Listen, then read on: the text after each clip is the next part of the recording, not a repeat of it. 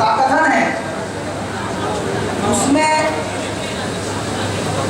बाबा साहब अम्बेडकर ने बुद्ध और उनके जीवन और उनके विचारों के बारे में जो भ्रांतियां फैली हुई है उसका उल्लेख किया है।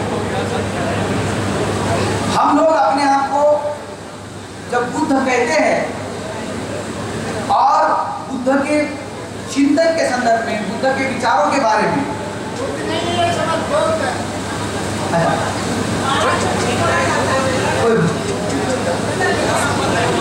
ऐसा कानाएं और मात्राएं जो होती है वो भाषाओं में कमानी होती है। आप समझ गए हम आपकी भावना। हम जब बुद्ध के अनुयायी हैं ऐसा अपने आप को कहते हैं, मैं अपने आप को करेक्ट कर लिया,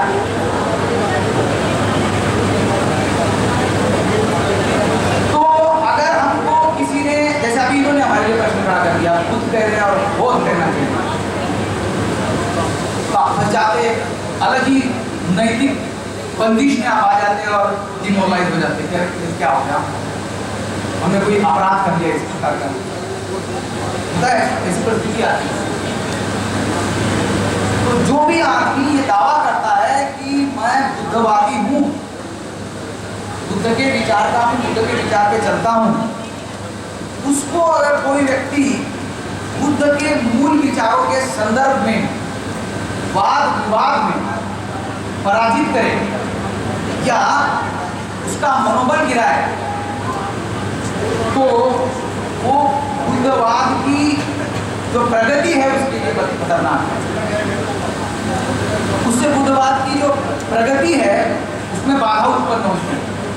यही बात बाबा साहब अम्बेडकर ने इसकी जो भूमिका लिखी इस किताब की उसमें लिखी है कि जो लोग बुद्ध दर्शन को जानना चाहते हैं उन लोगों के सामने ये बहुत बड़ा प्रश्न है कि बुद्ध के कौन से विचार को हम ऑथेंटिक माने, सही माने, अधिकृत माने। ये एक प्रश्न उन्होंने खड़ा किया और उसमें उन्होंने सबसे पहले बुद्ध ने परिवर्तन क्यों की इसका जिक्र किया। फिर उसी पैराग्राफ में उन्होंने 4 आर्य सत्यों के बारे में जो भ्रांतियां है उसकी चर्चा की, आत्मा, धर्म और पुनर्जन्म की चर्चा की, और भिक्षु की क्या भूमिका होनी चाहिए समाज में। भिक्षु का जो निर्माण बुद्ध ने अपनी धम्म की संपूर्ण जो सोच है उसके अंदर किया, तो उसमें भिक्षु की क्या भूमिका थी, भिक्षु की भूमिका क्या होनी चाहिए, इसकी चर्चा। ये बड़े महत्वपूर्ण विषय है बुद्ध ज्ञान को फैलाने के संदर्भ में, और इसका जिक्र इसमें किया। मैं यहाँ पर एक चीज जोड़ना चाहूंगा, बाबा साहब ने यहाँ पर लिखी है, आपके ध्यान में आएगी, पर एक गंभीर समस्या है। बुद्ध के ज्ञान को अधिकृत रूप से कहना, बुद्ध के ज्ञान की अधिकृत परिभाषा करना या यही सही है ऐसा कहना, इसके लिए किस चीज को हम संदर्भ मानेंगे, एक बहुत बड़ी समस्या है हमारे लिए। इस दौर में इस प्रश्न का उत्तर बड़ा आसान हो गया है। प्लीज आप थोड़ा आवाज मत करिए। एक तो मेरी समझ आई है कि मेरी मातृभाषा मराठी है, मेरी पढ़ाई की भाषा अंग्रेजी है। आप सारे हिंदी भाषी लोग मुझसे गलती होती है, फिर आपको मेरे समझने में प्रॉब्लम। उसमें अगर आप बीच में बात करोगे तो जो मैं आपके साथ शेयर करना चाहता हूँ मुश्किल होगी। साथ ही थोड़ी आप बनाए रखते तो मैं अपनी बात आपके सामने रखूँ। ये जो चीजें बाबा साहब ने यहाँ पर कही, उसमें एक चीज मैं और बोलूँगा बुद्ध के जीवन संघर्ष के बारे में, कि बुद्ध को अपने समय काल में अपने ज्ञान के अनुसार समाज निर्मिति में सफलता क्यों प्राप्त हुई। ये ऐसे व्यक्ति हैं जिन्होंने अपने समय काल में कोई कल्पना गढ़ी और उसको साकार किया, अपने लाइफ में उसको देखा साकार होता। तो ऐसी क्या खूबी थी बुद्ध के अंदर जो उन्होंने कम से कम समय में 2 पीढ़ी के अंदर, मतलब 50 सालों के अंदर अंदर उन्होंने पूरा परिवर्तन अपने समाज में, अपने काल में उन्होंने अपने आंखों से देखा। सामाजिक, राजनीतिक, धार्मिक पूर्ण रूपेण संपूर्ण परिवर्तन उन्होंने अपने समय में देखा। और केवल भारत में पूरी के जीवन काल में ही उन्होंने अपना विचार दुनिया के लगभग सभी कोनों में उसको पहुंचा। उसकी क्या खूबी, कैसे किया उन्होंने, ये प्रश्न मैं जब 12वीं कक्षा पास हुआ और आंदोलन में कार्यकर्ता हुआ बन गया, बीएससी फर्स्ट ईयर में जाते ही मैं एक कार्यकर्ता बन गया और ये सब काम करने लगे। बाबा साहब अम्बेडकर के आंदोलन का काम हमने अपने कंधों पे किया, तो करने लगे। ये प्रश्न मैं बार बार, जितने भी हमारे समाज के संगठन है, धार्मिक है, सांस्कृतिक है, राजनीतिक है, उनके संदर्भ में जब पुनरावलोकन करते हैं, रिव्यू करते हैं, उनका विश्लेषण करते हैं, ये प्रश्न मैं खुद के लिए बार बार उठाता रहा हूँ, या आपके सामने भी इसको उठा रहा हूँ कि वो कौन सी चीज थी जिसके वजह से बुद्ध को सफलता कम समय में मिली। क्रांति कब होती है, कोई कार्य जो उसका अनुमानित समय है उससे कम समय में अगर कोई पूर्ण कर दे तो उसको क्रांति है। साइंस के लोग यहाँ पर बैठे हुए हैं, वर्क, जो फिजिक्स में वर्क की डेफिनेशन होती है उसमें टाइम का एक संदर्भ होता है, उसका संदर्भ स्पीड से होता है, डिस्प्लेसमेंट से होता है, उसमें टाइम फैक्टर आता है, डेल्टा टी। तो अगर कोई कार्य 10 घंटे बाद होना है और अगर वो 10 सेकंड में हो गया तो मानेगा वो रेवोल्यूशन हो गया। एक्सपेक्टेड टाइम से, जो नॉर्मल एक्सपेक्टेड टाइम है, उससे कम समय में उस काम को आपने कर दिया तो मानेगा वो रेवोल्यूशन हुआ। तो बुद्ध ने बहुत बड़े मास के विचार को बहुत कम समय में परिवर्तित कर दिया, इसलिए बुद्ध ने अपने समय काल में क्रांति की, ऐसा हम कह सकते हैं। और करने की जो विधि थी, विधा थी, उसके ऊपर जब हम नजर डालते तो पता चलता है कि लोगों के विचार को परिवर्तित करने के लिए जिस साधन का उपयोग होता है, भाषा, भाषा से हम संवाद करते हैं, एक दूसरे के साथ बातचीत करते हैं और विचारों का आदान प्रदान करते हैं। और भाषा जो होती है उसके अंदर शब्द होते हैं, शब्दों के साथ परिकल्पनाएं जुड़ी होती है, कंसेप्ट होती है, और उन परिकल्पनाओं के अर्थ होते हैं।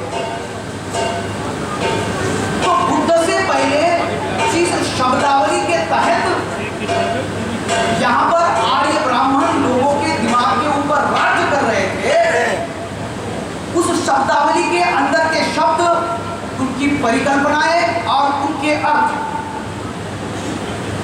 उसके माध्यम से वो लोगों के ऊपर राज करते हैं। वो अपनी कोई एक कंसेप्ट बताएंगे आपको, ईश्वर होता है, वो सबके ऊपर नियंत्रण करता है, वो पाप पुण्य की गणना करता है, लोगों को शाप देता है, सजा देता है, नरक होता है। ये कंसेप्ट है, ये कल्पनाएं उन्होंने गढ़ी, वो कल्पनाएं लोगों के दिमाग में घुसाई, लोगों ने उन कल्पनाओं को स्वीकार किया, फिर लोग उसको मानने लगे, तो लोग उन कल्पनाओं के माध्यम से नियंत्रित होते हैं। तो उन्होंने अपना एक व्याकरण, अपनी एक शब्दावली, टर्मिनोलॉजी डेवलप किया, उसके माध्यम से लोगों के मन मस्तिष्क के ऊपर आर्य ब्राह्मणों ने अपना वर्चस्व स्थापित किया, नियंत्रण स्थापित किया। जब बुद्ध को ग्रह त्याग करने का प्रसंग आया, जिसका जिक्र इसमें पहले मैंने कहा कि परिवर्तन बुद्ध ने किया, जिसका जिक्र बाबा साहब ने किया, ये बताया जाता है कि उन्होंने वृद्ध आदमी नहीं देखा था, बीमार आदमी नहीं देखा था, मृत शरीर नहीं देखा था, इसकी वजह से उन्होंने गृह त्याग किया। ये ब्राह्मणी साहित्य बताता है। बाबा साहब कहते हैं कि 29 साल का आदमी हो गया, उसने वृद्ध आदमी नहीं देखा, उसकी भी दादा परदादा रहे होंगे, तो ये विश्वास करने लायक तर्कसंगत बात नहीं है, वहां पर खाली करते हैं। फिर बाबा साहब जो है विनय पिटक से संदर्भ लेकर के हमको बताते हैं कि रोहिणी नदी के पानी के लिए जो झगड़ा बोलिए और शाक्यगणों के बीच में हुआ, उसमें बुद्ध क्योंकि युद्ध करने के विचार के नहीं थे और उनके समर्थन में बहुमत नहीं था उनकी संसद में, तो शाक्यगण के सांसद थे, सदस्य थे। इसका मतलब आप मानिए आज की तारीख में पार्लियामेंट में मेंबर थे। सिद्धार्थ गौतम मान के चलिए कि शाक्यगणों की जो पार्लियामेंट थी उसमें मेंबर पार्लियामेंट थे।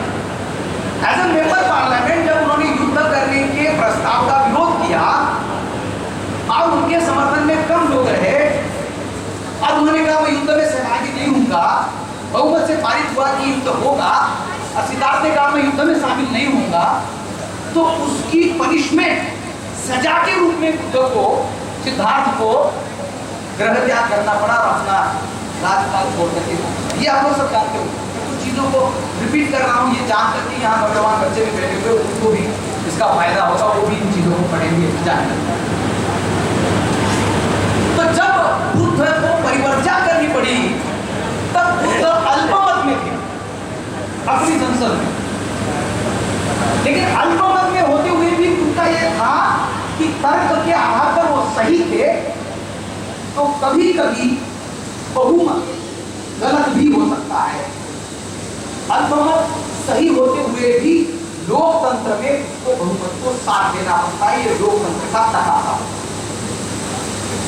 उसकी विधा, हर विधा में कुछ तकलीफें होती है, विधाएं होती है। तो लोकतंत्र की एक विधा है कि अभी बहुमत इन लोगों का उसके हिसाब से चलो, हो सकता है आगे जाके वो लोग जो अल्पमत में है उनकी इच्छा के बन जाए, उनके साथ चर्चा वार्ता करें।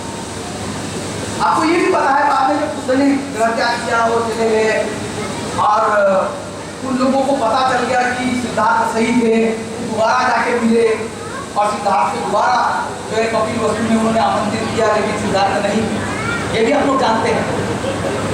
तो बुद्ध अल्पमत में थे, बहुमत लोकतंत्र की विधा है, पद्धति है, उसको मानते हुए उसकी पनिशमेंट को भी उन्होंने स्वीकार कर लिया, परंतु क्योंकि वो जो विचार उन्होंने धारण किया था वो सत्य था, सही था, तो वो उसके ऊपर चिंतन करते कि ऐसा क्यों हुआ, लोग मेरे हैं, समाज मेरा है, जो विचार मुझे प्राप्त हुए वो भी मुझे इसी समाज से परंपरा से प्राप्त हुए कि युद्ध कोई समाधान नहीं है, फिर भी लोगों ने मेरी बात की।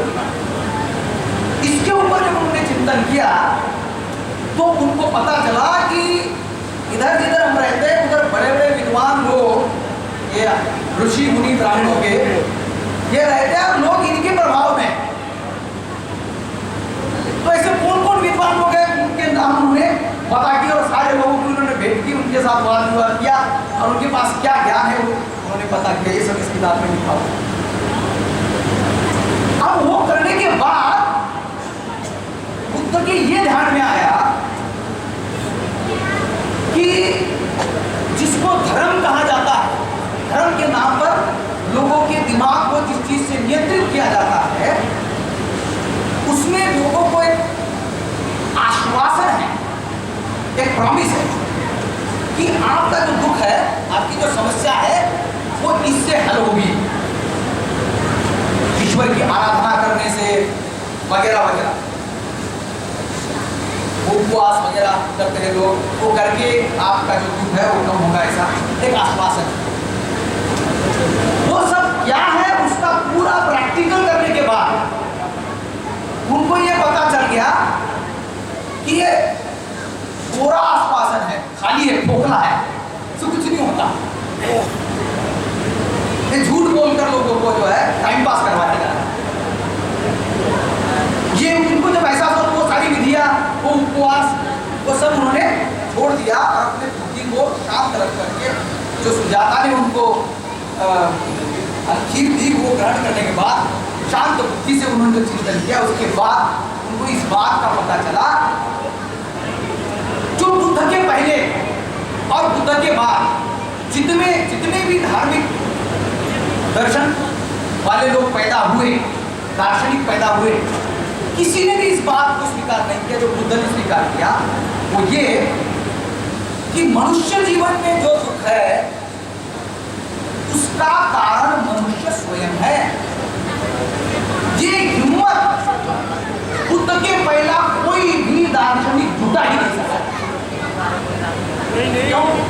जब भी वो ऐसा कहेगा उसको स्वयं भी शामिल होगा कि मेरे दुख का कारण मैं खुद ही हूं। ये कहने की हिम्मत बुद्ध के पहले किसी ने भी इस पृथ्वी तल पर जितने भी दार्शनिक और विचार व्यक्त करने वाले महान लोग पैदा हुए, चाहे वो साइंस के हो, चाहे अध्यात्म के हो, चाहे साहित्य के हो, किसी ने भी ये हिम्मत नहीं दिखाई। बुद्ध ने इस बात को सबसे पहले उद्धृत किया, उद्घाटित किया कि मनुष्य जीवन में जो दुख है उसका कारण मनुष्य स्वयं है। मनुष्य का गलत आचरण ही मनुष्य के जीवन में दुख को आमंत्रित करता है। और उसका निवारण करने के लिए उन्होंने दो साधन बनाए। एक शिलाचरण, मतलब व्यक्तिगत आचरण की शुद्धि। व्यक्तिगत आचरण आपके हाथ में है, आप उसकी शुद्धि कर सकते हैं। आपके व्यक्तिगत आचरण से जो गलत आचरण से दुख आता है उसको आप करेक्ट कर सकते हैं। दूसरा है आप अपने आप को ठीक कर लोगे, दूसरों को कैसे करोगे? वो तो आपके हाथ में है नहीं। अपने आप को ठीक कर लोगे, दूसरों को ठीक नहीं कर पाओगे तो भी आपके जीवन में दुख रहेगा। कम अधिक मात्रा में रहेगा, कभी वो ज्यादा भी हो सकता है। तो उसको ठीक करने के लिए आर्य आंगिक मार्ग, इसको आप आर्य के नाम से जानते हैं, बाबा साहब ने उसको लिखा है नोबल एटफोल्ड पाथ, उसको कहना चाहिए आदर्श अष्टांगिक मार्ग। ये आर्य जो है ना, ये ब्राह्मणी लोगों ने जो साहित्य का अनुवाद किया उसको आर्य जोड़ते हैं।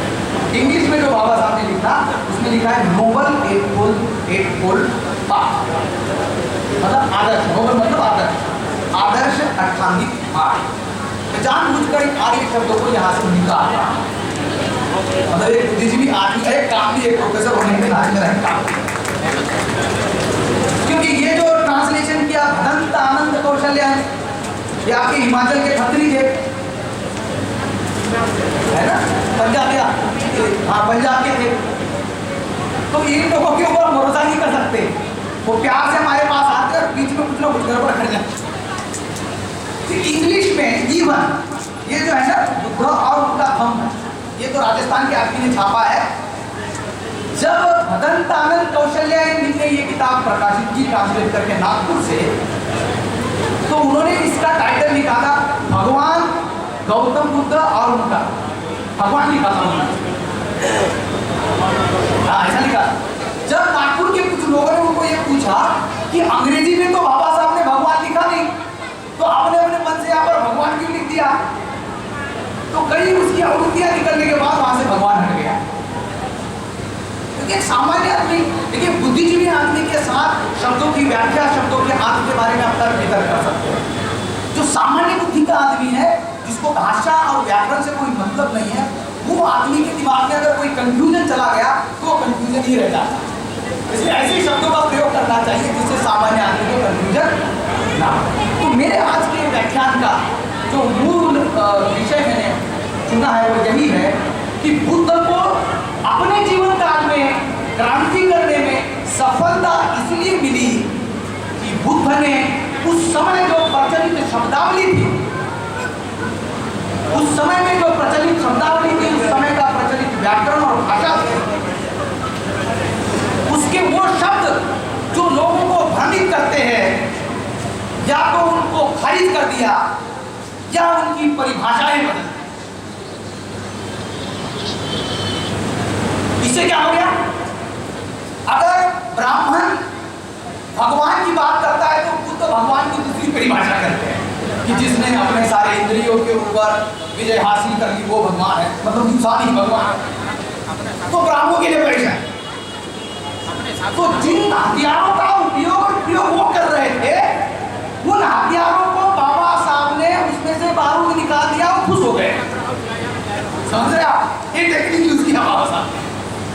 जिन शब्दों का वो प्रयोग करते थे उन शब्दों के अर्थ ही बदल दिए बुद्ध ने, क्योंकि उनकी प्रचार यंत्रणा बहुत ज्यादा ताकतवर थी। ये दूसरा कारण है जो बुद्ध को सफलता मिली कि आर्य ब्राह्मण लोगों के ऊपर नियंत्रण करने के लिए लोगों को अपने पास आमंत्रित करते थे।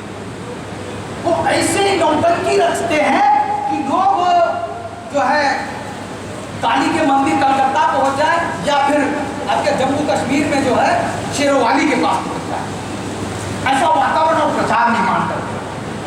लेकिन बुद्ध ने क्या किया? बुद्ध ने चरित्र भिक्खवे चारिकम, लोगों के पास सीधा। तो उनकी विधि क्या थी? लोग उनके पास जाते, उनके मंदिर में, तब जाके लोगों का कुछ भला बुरा करते। बुद्ध ने ऐसी मैकेनिज्म बनाई कि सीधे अपने अनुयायियों को लोगों के पास भेज दिया। वो उनकी जो धारा थी, उनके जो रूट्स थे, वो बुद्ध ने हमसे फास्ट गति से काट दी। हिंदू के ऊपर पाबंदी कर दी कि तुम जाकर के लोगों से बातचीत करो, तुम्हें भूख लगेगी तो तुमको समझ से ही खाना खाना है, और जब तक उनको ज्ञान बेचना नहीं देते तब तक नहीं खाना है, अचार भी नहीं खाना है, जिससे ब्राह्मण के बड़े बड़े पेट हो गए और वो घूम नहीं सकते, पी नहीं सकते। तो जो ब्राह्मण जिस पद्धति से काम कर रहे थे, उस पद्धति को बुद्ध ने काउंटर कर दिया, उसको नष्ट नाबूद कर दिया। समाज जीवन ने मान लिया ये तो गलत है, ये सही है, ये जो लोग बोल रहे वो सही, ये सीधे हमारे पास आ रहे, सीधे हमारी समस्या को जान रहे, सीधे हमारा जो है तर्क वितर्क करके हमारी बुद्धि का विकास कर रहे हैं, इससे हमको ज्ञान प्राप्त कर रहा है, इससे हम समझ आ रही है, सही बोल रहे हैं। तो विश्वास लोगों का उनके ऊपर बढ़ गया। तो पहली पद्धति में क्या किया बुद्ध ने कि जिस शब्दावली का उपयोग और प्रयोग करके आर्य ब्राह्मण लोगों के ऊपर राज करते थे, या तो उस शब्दावली को उन्होंने खारिज कर दिया या उसके अर्थ ही बदल दिए, और तीसरा काम ये किया, नए शब्दों का निर्माण किया। नए शब्द जो कभी किसी ने सुने ही नहीं थे, जब उन्होंने गढ़े तो उसकी परिभाषा, उसका अर्थ, उसकी भावना, उसका संदर्भ वो बताएगा, जिसने निर्माण किया वो बताएगा, उसका प्रभाव ज्यादा होगा। क्योंकि अगर आप कोई शब्द का निर्माण करते हैं, उसका संदर्भ, उसकी भावना, उसका उद्देश्य आपको पता है, तो आप बढ़िया लोगों को उसको बता सकते हैं। जब नई नवीली कोई चीज, नया सृजन, नया शब्द, जिसकी वजह से वास्तविकता का ज्ञान लोगों को हो, रियलिटी के बारे में लोगों को जो है बुद्धि प्राप्त हो, ऐसा अगर आप करोगे तो दुनिया में सबसे ज्यादा प्रभावशाली चीज अगर कोई है जो इंसान को इंसान के साथ जोड़ती है, वो ज्ञान होता है, नॉलेज। जो मैग्नेटिक पावर दुनिया में अगर किसी चीज के अंदर है, सबसे ज्यादा इलेक्ट्रिसिटी और सूर्य प्रकाश से भी ज्यादा अगर किसी चीज के अंदर ताकत है इंसानों के व्यवहार के संदर्भ में, वो ज्ञान है, वो लोगों को आकर्षित करता है। और ज्ञान में जब बुद्ध ने अपना विद्यापीठ खोल दिया, अपना विहार शुरू कर दिया, अपनी धम्म संगति शुरू कर दी, तो सारे ब्राह्मण उस ज्ञान के अभियान में चकनाचूर हो गए, खत्म हो गए। हथियार डाल दिए उन्होंने सीधे सीधे। वो पहले 5 परिवर्तन जो बुद्ध को मिले, बुद्ध को ज्ञान प्राप्त होने बाद पहले 5 जो मिले वो सारे प्राप्त थे। और वो 5 लोगों को बुद्ध ने क्या बोला? चरित्र भिक्खवे चारिकम अध्ययन बहुजन हिताय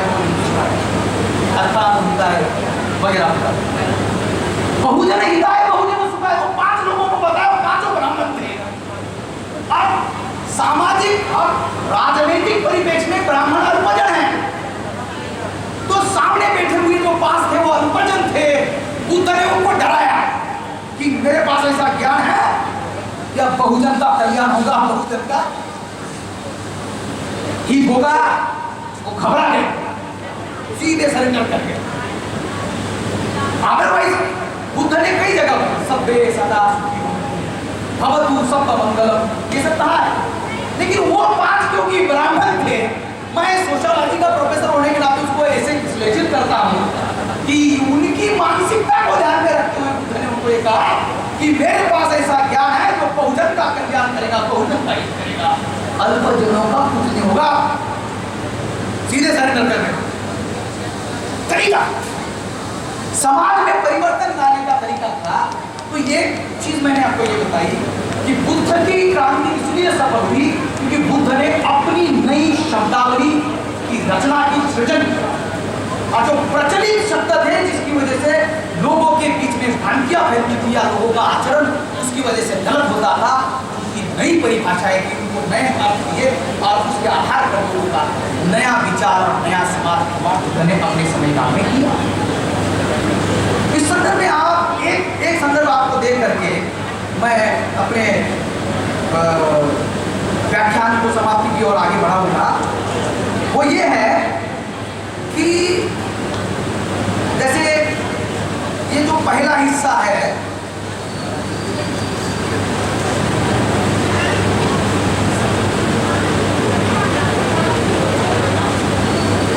हाँ, धर्म के कारण ऐसा एक विभाग है इसके अंदर कि एक ही शब्द के भिन्न भिन्न अर्थ निकलते हैं और उससे भ्रम फैलता है। तो इसमें क्या करना चाहिए, इसकी चर्चा बुद्ध और उनके धम्म की किताब में है। ये 2 लाइनें में आपके लिए, एक पैराग्राफ है मैं आपके लिए पढ़ता हूँ, देखिए आपको इससे कितना बोध होता है।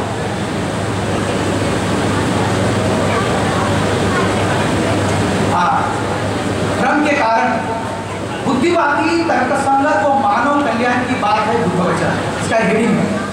आगे लिखा है, भगवान बुद्ध के उपदेशों को जिन श्रोताओं ने सुना उनमें अधिकांश भिक्षु थे। किसी भी विषय में भगवान बुद्ध का क्या कहना था उसे जनसाधारण तक पहुंचाने वाले भिक्षुगण ही थे। लेखन कला अभी विकसित नहीं हुई थी, इसलिए भिक्षुओं को यह सब कंठस्थ करना होता था। प्रत्येक भिक्षु को कुछ वे सुनते थे, जो कुछ वो सुनते थे प्रत्येक भिक्षु को सुनना था, उसे कंठस्थ करना था और सबको इसकी चिंता नहीं थी। लेकिन कुछ भिक्षु थे जिन्होंने कंठस्थ करना अपना व्यवसाय बना लिया था। ये कौन हो सकते हैं? ब्राह्मण। जो ब्राह्मण बुद्ध धर्म में घुसे, घुसपैठ करो, तहस-नहस करो इस सिद्धांत के तहत, वो जो बुद्ध वचन है उसको हमने पूरा कंठस्थ धंधा ही बना लिया कंठस्थ करने का। बुद्ध ने ऐसा कहा था, बुद्ध ने ऐसा कहा। ऐसे आदमी को कहा जाता था भानक, उसको भानक कहा जाता था। अब इसकी कुछ कंप्लेन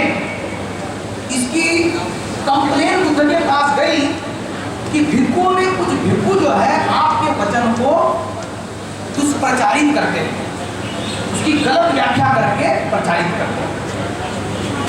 ये बुद्ध के पास आनंद के माध्यम से या उनके शिष्यों के माध्यम से पहुंचा होगा। तब बुद्ध ने उसका समाधान बताया कि ऐसे भ्रम फैलेंगे तो क्या होगा। तो उसके बारे में बाबा साहब ने कहा है कि इसी 5 जगह पर इसकी चर्चा आती है कि बुद्ध के सामने यह प्रश्न आया और बुद्ध ने उसका तरीका बताया। इन सिद्धांतों को ब्राह्मणी धर्म में भी स्थान प्राप्त है, जो जैसे कर्म, पुनर्जन्म वगैरह वगैरह। परिणाम स्वरूप भानकों के लिए ब्राह्मणी मत को बुद्ध मत में सम्मिलित कर लेना सुगम था। ब्राह्मण बुद्ध के विचार को प्रचारित कर रहे थे, इसलिए त्रिपिटक में जिसे बुद्ध वचन के रूप में माना गया है उसे स्वीकार करने में बहुत सावधानी बरतने की आवश्यकता है, बाबा साहब लिख रहे हैं। लेकिन इसके लिए एक कसौटी उपलब्ध है जो बुद्ध ने दी। 3 कसौटियां हैं। पहली, यदि कोई ऐसी बात है जिसके बारे में विश्वास के साथ कहा जा सकता है तो वह यह है कि उनका कोई महत्व नहीं होता यदि उनका कथन बुद्धि संगत, तर्क संगत नहीं होता। पहली कसौटी क्या है? कोई भी बुद्ध का वचन कोई बता रहा है, कह रहा है ये बुद्ध का है, और अगर वो तर्क संगत और सुसंगत नहीं है तो बुद्ध ने कहा ऐसे वचन को बुद्ध वचन मत मानो। जो तर्क की कसौटी पर खरा ना उतरे वो बुद्ध वचन एक प्रॉब्लम होगी। दूसरी बात यह है कि भगवान बुद्ध ने कभी ऐसी बेकार की चर्चा नहीं की, नहीं करनी चर्चा नहीं पढ़ना चाहा जो व्यक्ति के कल्याण के लिए लाभकारी नहीं।